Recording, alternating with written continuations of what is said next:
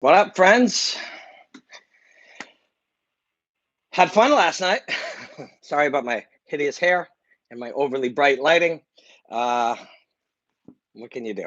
What can you do? I'm having a coffee, and this morning I was thinking about this fight last night between these two famous YouTubers that I will tell you I enjoyed immensely.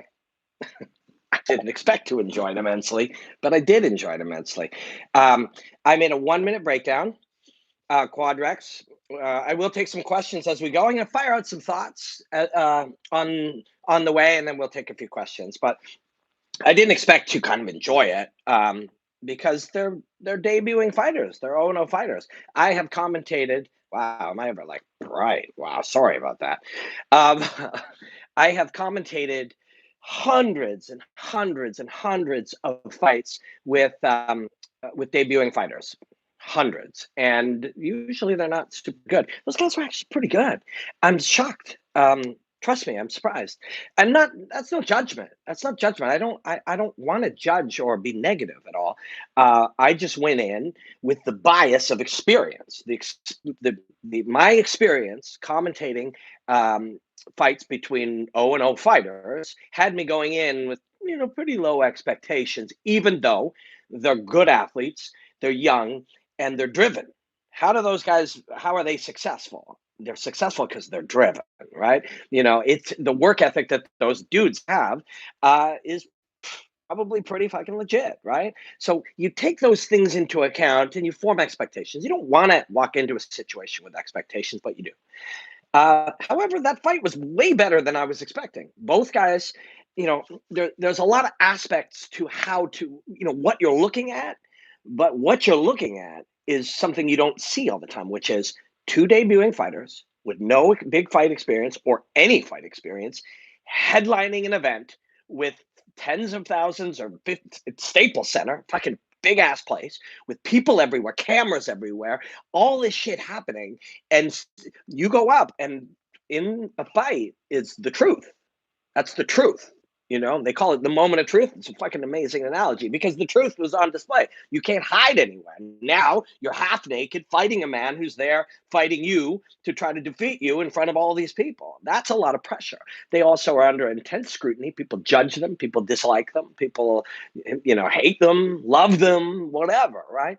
Um, I was speaking to a friend of mine, one of the people at DAZN just this morning, and he said it was crazy. It's people everywhere. People are feeling all this stress because of how quickly everything was happening and how intense it is. Imagine the stress of two fucking dudes who never fought before, right? And I was talking to my wife about this morning. She's going to rehearse. She's in a musical. That's what she does. She's been singing and dancing and acting her whole life. Um, and I said to her, I said, it would be kind of like going and performing at the Oscars when you had just done community theater once before.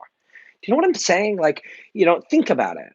Think about what I'm saying. It isn't the fight. Like, if they fought each other in the gym with 8 of their friends around, that's a lot of pressure. But you don't know how the fuck to perform in front of 15,000 people and 100,000, couple 100,000.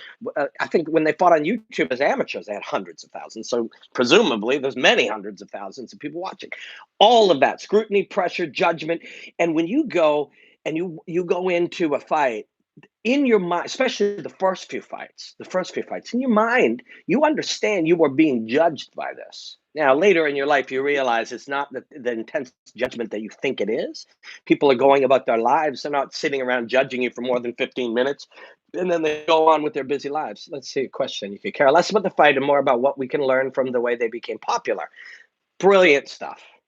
And we can learn a lot. Why did this fight take place? So, again, the fight itself, very good for 0-0 guys, but the performance, the ability to perform in that stressful place. Why do people have 100 amateur fights and then low-level fights and then mid-card fights and then better fights? Why do people start at community theater and then work their way up? Because not just because theater, fighting, playing piano, dancing, playing football, not just because it's hard and you have to earn your way. In fact, it's not that at all, as we saw last night and we saw when Conor fought Floyd. They didn't have to earn their way in the traditional way. The reason that exists is because you have to slowly get comfortable with the pressure as you raise it incrementally higher and higher. most of us that are judging two 0-0 guys that fought last night and saying they sucked, most of us don't fight, don't actually have any specialized knowledge in being able to discern between very good fights, very bad fights, other than our enjoyment of it. And we don't understand what that pressure is like. I work in television now. I work on there's some questions going to pop up, and I will address some. I work on Sports Center in Canada, so I go in, and it's a beautiful set, super well lit with high level people and cameras, and camera 1 and 2 and red light, and all of that has become normal to me. But at first, I started on a very small television channel, and then a little bit bigger, and then I had like taped shows, and didn't do a live show for years of my life because they don't want you doing live shows. Because if you go on YouTube, we're on YouTube, go on YouTube after, and you Paige admitted she gets more money on Instagram than the UFC. Yes, we'll definitely talk about that.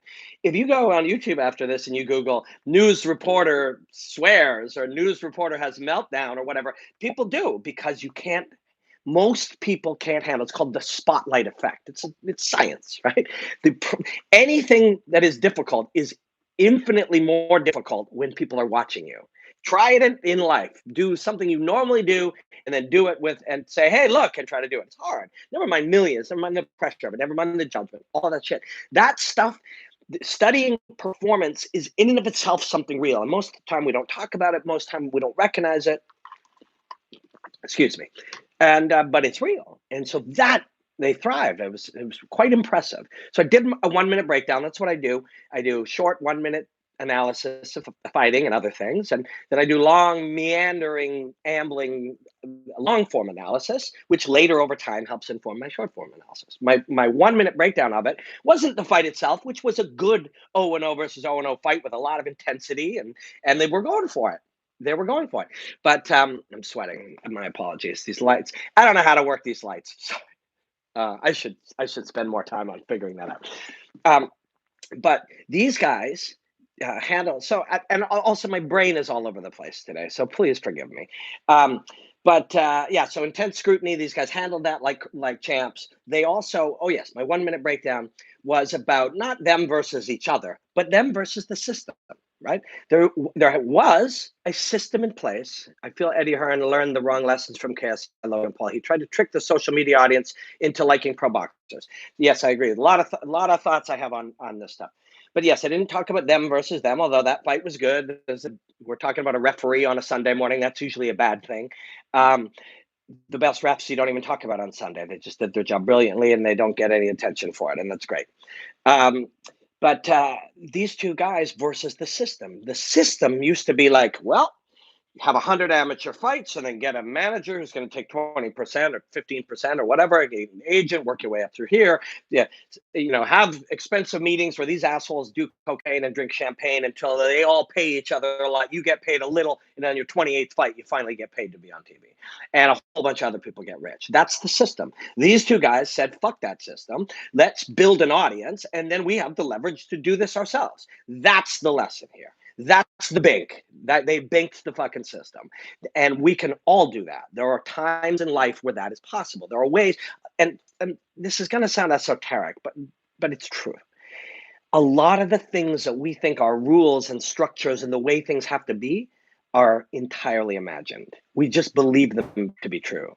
You, the way you feel like you have to speak to your boss or a coworker or a policeman or whatever is just made up in your mind. You've seen other people speak that way, and you think that's how you have to speak. The way you act, the way you send an email to pursue a job, the way you do any of these things, most of these things, the inside of the box doesn't exist. We're limited. We're stuck in the confines of a concept of a box where, well, one day I hope to be a boxer, so I better start training, and maybe in 25 years I'll be able to be a boxer on DAZN. Those two guys said, that's fucking bullshit. We don't have to do any of that. And we believe, what's the root of this? The root isn't do this, then get an agent, then get a trainer, whatever. The root of it is people need to care about seeing you fight. Okay, let's just address that. And whatever you think of that, that's up to you. And we all have a free mind to have any perspective we want, and different perspectives are powerful. But that's what those guys did. And we can do things like that. A lot of the things we think are a lot of the way things have always been are shattering now.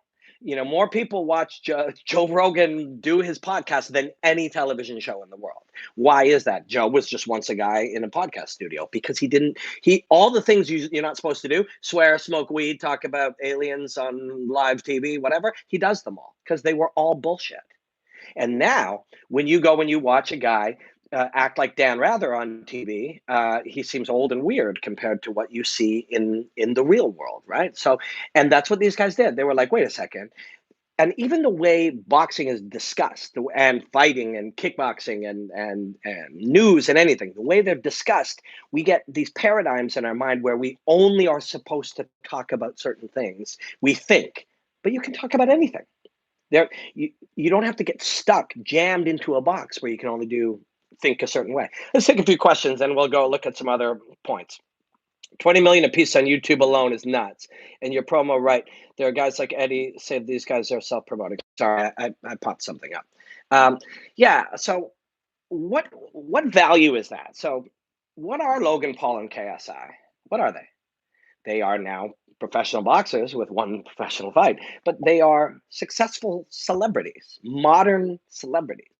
How did they achieve this? They didn't have any advantage. They did nothing that you couldn't do, literally. And this is how you become inspired by people instead of negative towards them. You look at it instead of going, well, that's bullshit. These guys are just rich, famous celebrities, whatever. 8 years ago, they were just regular people with computers and phones that went and built something. Once you realize they're regular people that built something, instead of thinking they somehow have some advantage and being mad at them or whatever, which is your prerogative to do. But if instead you say, Logan Paul and KSI is just like you and I, they achieved great things through their own efforts. Wait a second, you and I can achieve great things through our own efforts. That's how you contextualize that in a valuable way, right? That's a powerful thing. And it's important, how you look at the world shapes what you do and how you do the things you do.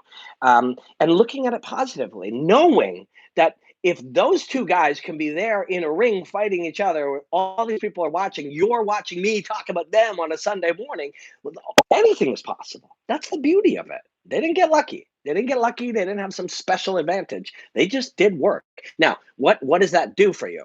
The drive and the work, the hard work, the commitment to greatness, to achieving, to learning, constantly upgrading, constantly getting better, the work ethic, all that work ethic applied to their training. So now they ended up being pretty good 0-0 fighters, better than I was expecting. And again, that's not trying to be critical.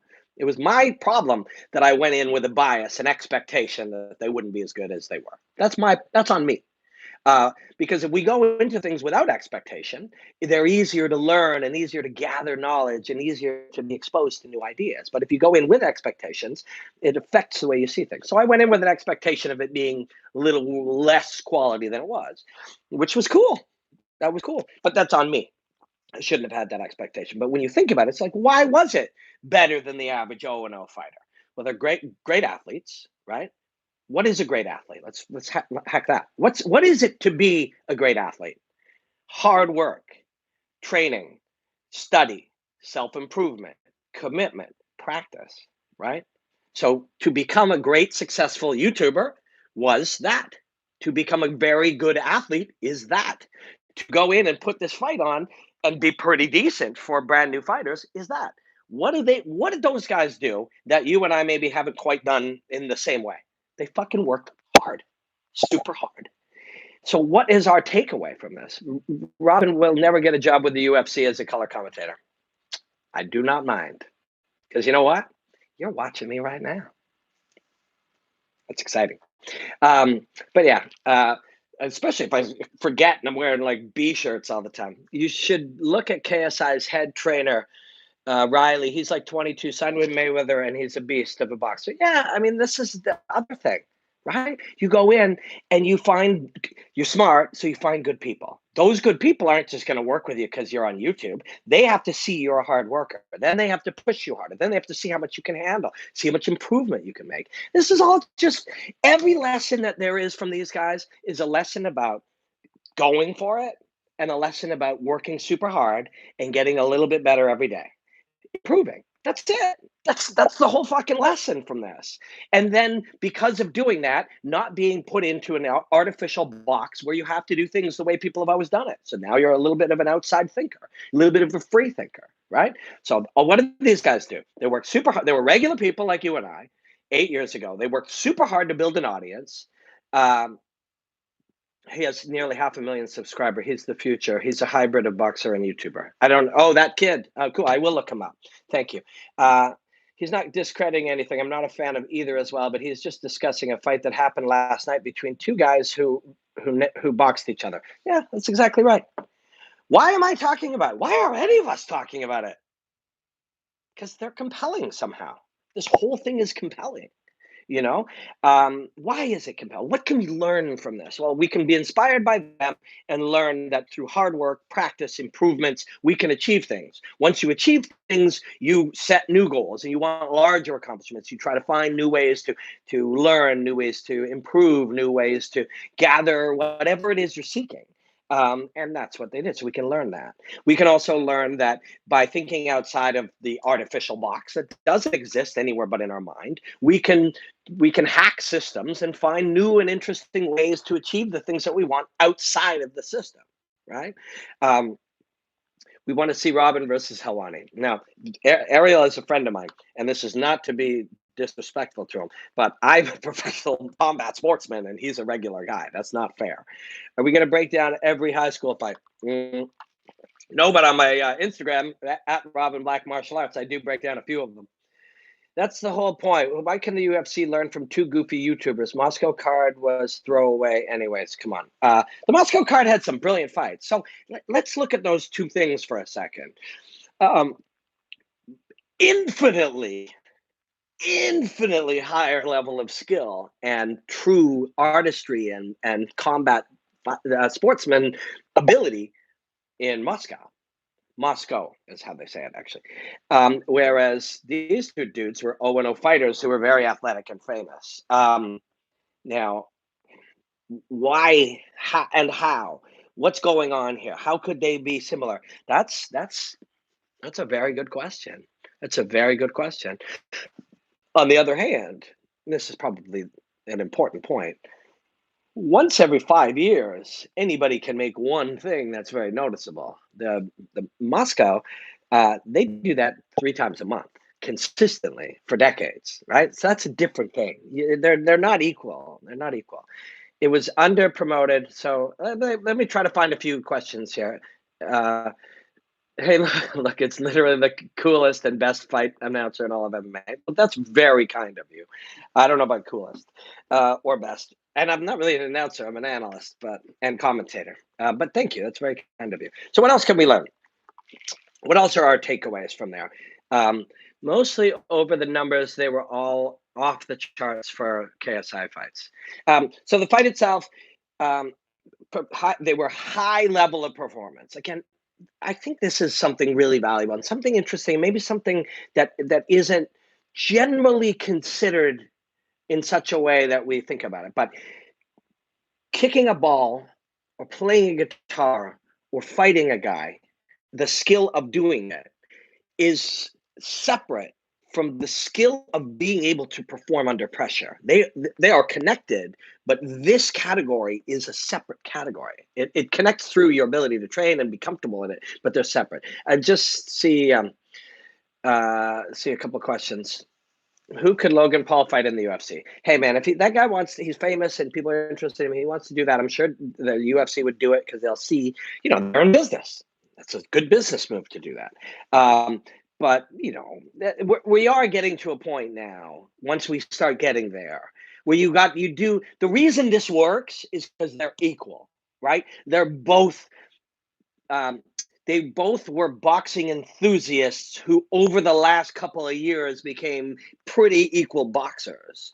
Logan's opening a UFC school next week. He's a real trainer. It's just signed Ronda Rousey and Travis Brown are coming back. I'm not sure how serious that is. But yeah, you need to find the reason this worked is they were equal. They're equal as young, famous people. They have different audiences. They're equal in skill. They're equal in athleticism. It works, and Logan has more credibility than CM Punk. He's a better athlete, right? And that's not a criticism. CM Punk is a wonderful performer. And there, let's chat about that for a second. We were discussing Logan Paul was a high level wrestler in Ohio. So I'm going to talk about CM Punk and Logan Paul in a second. A guy who was a good wrestler in high school and boxes a bit and trains boxing hard is not an MMA fighter, right? Those ingredients can assist you in MMA in competing under mixed martial arts rules, but being a boxer and a wrestler or a kickboxer who does jiu-jitsu doesn't make you an MMA fighter. They're just small ingredients. So that saying, bringing some of I did some of this and I know some of this together it's not as big of an ingredient as you think. Fighting in mixed martial arts is not wrestling and boxing. It's not jiu-jitsu and kickboxing. It's a whole game of its own, and it's very different. I've just been training. I'm not going to say his name, but I will in the coming weeks when I'm training with him.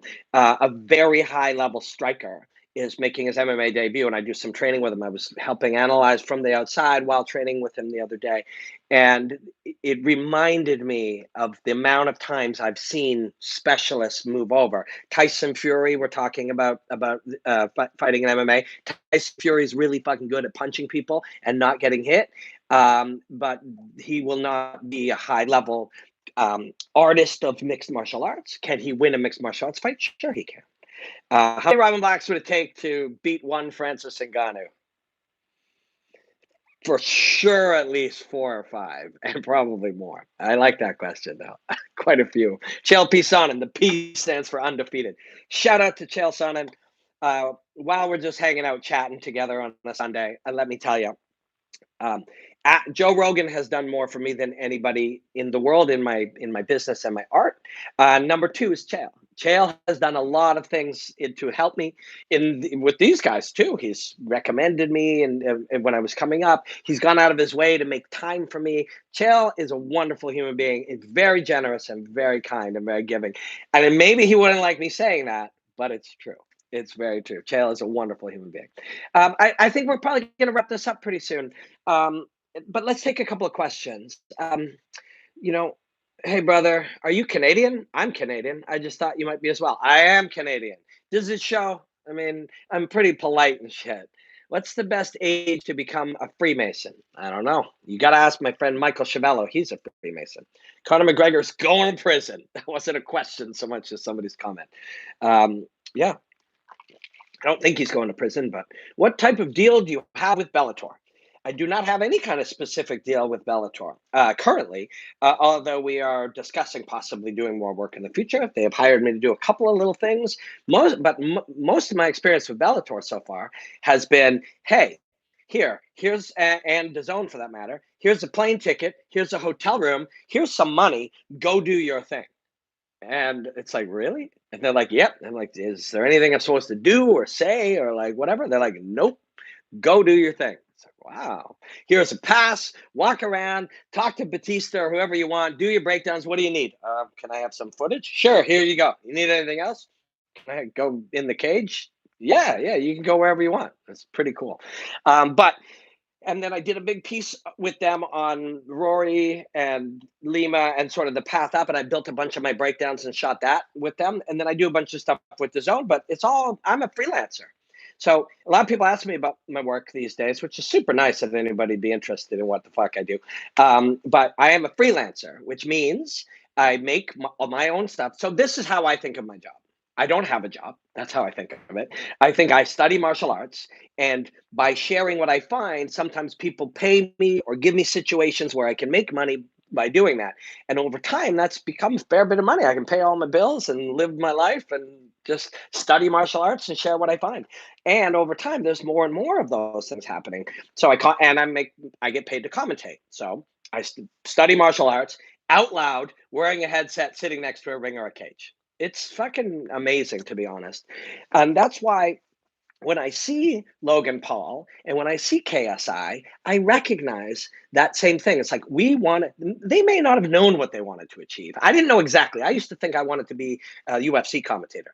Now I understand that by that not materializing, what happened is it made me way better. I had to find different ways to analyze things. Not being able to use their footage, I had to study animals, and I had to study regular fighting, and I had to study movement and extreme sports and all of these things like that. By that not taking shape, it forced me to be far better. So you don't know necessarily where you're going exactly, but that that fork in the road, had that materialized, Robin, when looking at the Paul, I'll come back to these questions. Had that materialized and I was now commentating in the UFC, I would not be as good of an analyst as I am now. I would be much more similar to how the standard way they do it, which is great. There's nothing wrong with that. But I'm happier exploring things in an outside that fake box kind of way. That box is just an illusion. That's not a real thing. You don't have to speak a particular way. You don't have to act a particular way. I don't have to dress a particular way. And I've explored martial arts in different ways because I haven't been in a system where a producer in my ear is telling me I should and shouldn't do things. And as a result, I've become a much better artist. So that fork in the road was key for me. At the time, I was like, this is what I want. I want this. Why can't I have this? But over time, what you realize is that fork forced me to be a better artist, a better analyst, better martial artist, and made me happier. And now I travel the world fucking 3 weeks a month, sitting next to a ring or a cage and just analyzing martial arts and being paid for it to do it in my own way, in my own, loving way that I do. So I recognize what KSI and Logan Paul have done is pave their own path because I've done that too. I just fucking talk about martial arts and I pay my fucking mortgage. It's amazing. KSI was the better fighter, even if Logan was supposed to be a better boxer. It's better. We have a tendency as humans to categorize things, but they're pretty equal. They're pretty equal. Athletes and fighters. They're young fighters with one fight who performed very well, considering how inexperienced they were. Show this video to your kids to keep them off drugs. I'm not on drugs.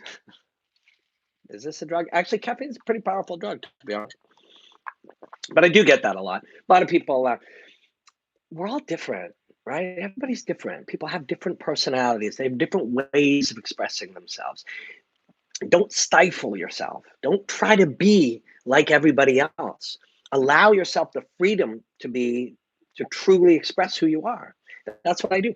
And if that makes people think I'm on fucking drugs, then that's, whatever. But what did you think of Kevin Lee's knockout and how he set it up? I did a breakdown of that on TSN. So TSN is like, we have a sports center. It's like, a big sports network. And so I did it because I can only use that footage. It's their company philosophy. Just how how they do and don't allow their footage to be shared. So I did a breakdown of it, and there's a step through. It was a really, really, really elegant little setup to throw that kick, and it was wonderful. I love Kevin. I do. I respect you for expressing yourself, dude. It's said in jest. Oh, thanks, man. Jesting's fine. Joking's, of course, fine. The joking's good. Max Holloway versus Zabit going into the 4th round. Who wins? No idea. I like it though. Max is very experienced, and he's a lot better than. I think Max is one of those guys that you got to get in the cage with him to understand how good he is, even for the top level guys.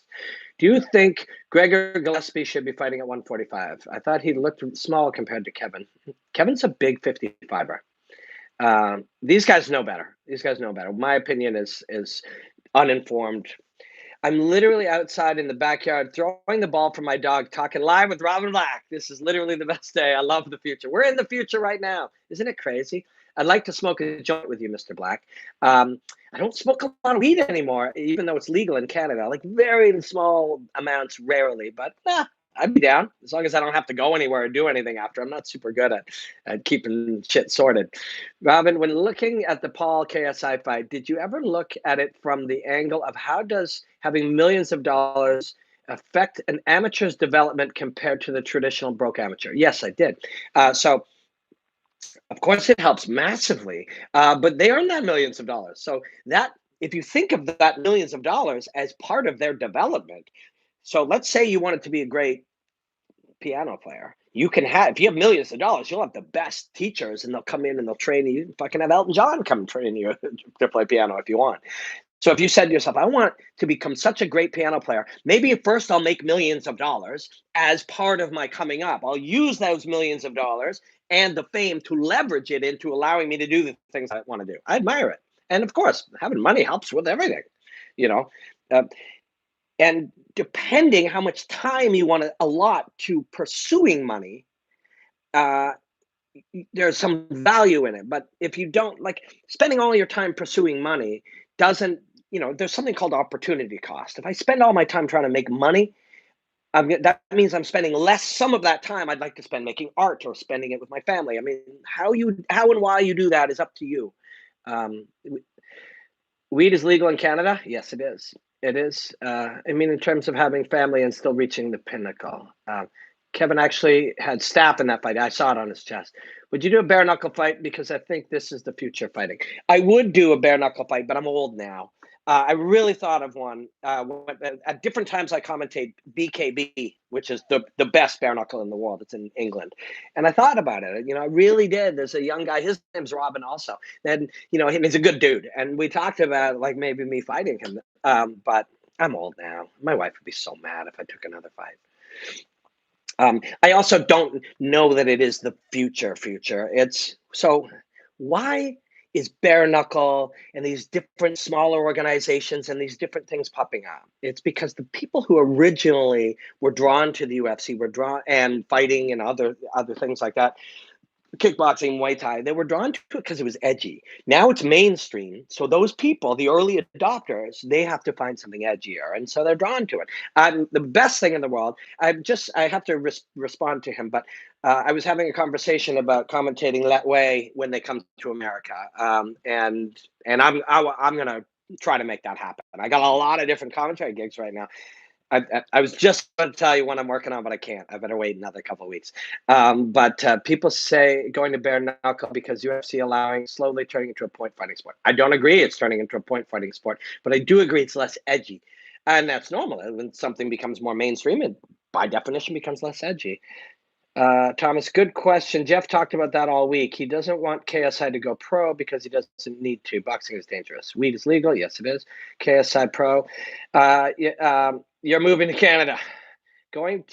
People going to bare knuckle because UFC is turning. Yes, I read that. Sorry about that. Do you have any fight events coming up that you're going to be doing? And would you do a bare knuckle fight? I addressed bare knuckle. I think I'm going to work the Bellator event in Hawaii in December. I've got a couple of smaller commentary gigs coming up. I do some stuff on some Fight Pass shows and stuff. What do you think of Paige's decision to not fight Macy? I think you should fight who you want. I think you should live how you want. I think you should make the decisions that are best for you. And so I endorse her. You can't make someone fight someone in professional fighting. Obviously, if you want to be a dick and you want to provoke somebody to fight you, there are lots of ways to do it. But people tried to, when I was fighting, I was a 39-year-old. I was fighting in my 40s, 42, 43 years old. I was a 43-year-old who took to fighting very late, who wasn't super athletic, although I worked really hard.